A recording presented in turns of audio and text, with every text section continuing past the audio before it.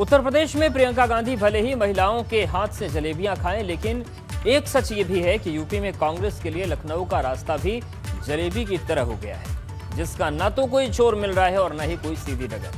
प्रियंका के भाषणों में जलेबी जैसा मीठा स्वाद भी है, लेकिन सवाल यही है कि आखिर उसका खरीदार कौन मिलेगा। प्रियंका ने बाराबंकी के मंच से खूब सियासी हमले किए, 7 प्रतिज्ञाओं को विस्तार से समझाया और अब जनता को तय करना है कि उसे ये जलेबी पसंद है या नहीं।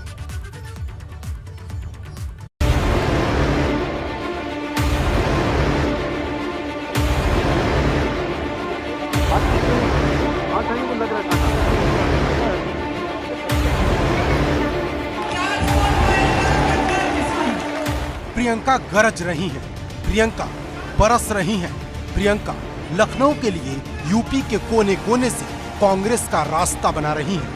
लेकिन सबको पता है कि प्रियंका जो रास्ता तैयार कर रही हैं वो कांटों से भरा है।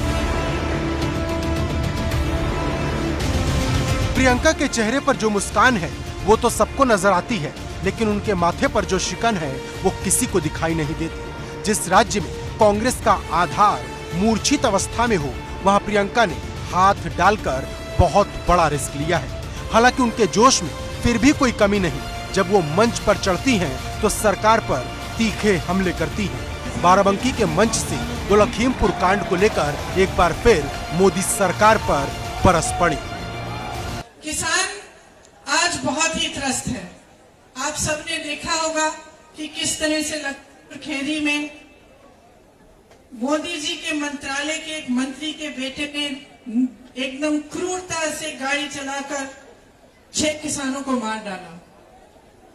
ये एक ऐसा हादसा है जिससे पूरे देश को समझ में आ रहा है कि इस सरकार ने किसानों को कितनी अहमियत दी है।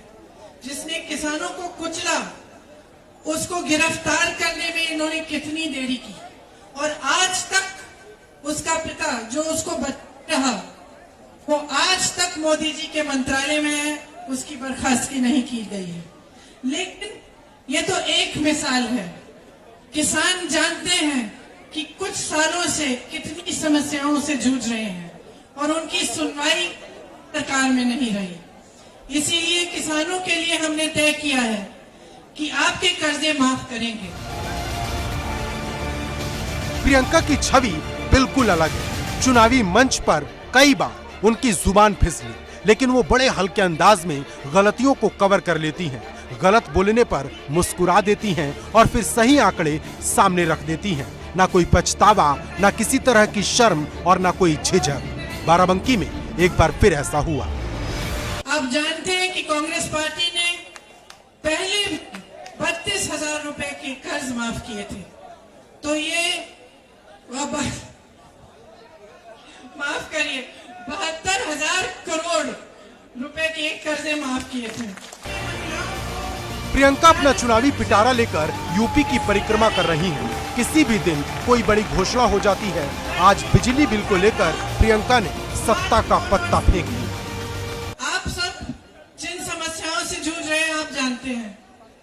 आपको धान का दाम मिलता, यूरिया महंगा हो गया है, खाद महंगी हो गई है, बिजली के बिल आपको भरने पड़ते हैं बड़े बड़े, और कमाई करना मुश्किल हो जाता है।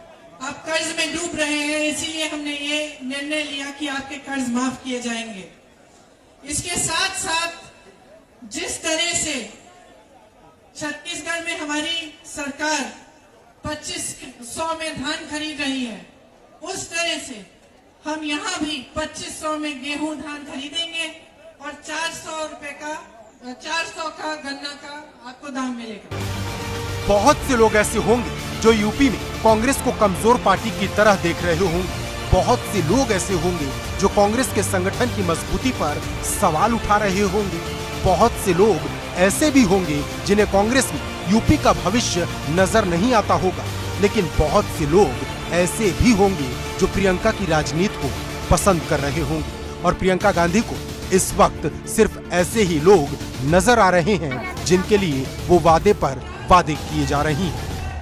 जब बिजली बिल की बात कर रहे हैं तो कोरोना काल के समय जो छोटे दुकानदार हैं, छोटे बिजनेस हैं, व्यापारी हैं, जिनका धंधा, जिनका काम एकदम बंद हुआ, उनको फिर भी बिजली के बिल बड़े बड़े भरने पड़े और पूरे कोरोना काल के समय कमाई नहीं कर पाए।